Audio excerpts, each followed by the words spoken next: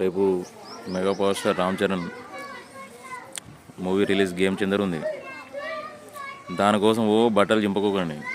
అది హిట్ అవుతుందో ఫ్లాప్ అవుతుందో రేపు పొద్దున టాక్ మట్టి ఏర్పడుతుంది. కానీ మన బతుకులు ఈయనే ఉంటాయి. దానికోసం రేపు mega power star Ram Charan game changer movie release ఉంది.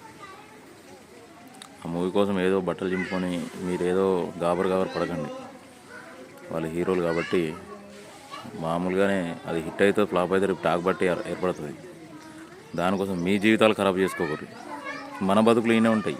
వాళ్ళు పెద్ద లెవెల్లో ఉంటారు. కాబట్టి మనం ఏం చేయాలన్నది మనం ఆలోచించాలి అంతే.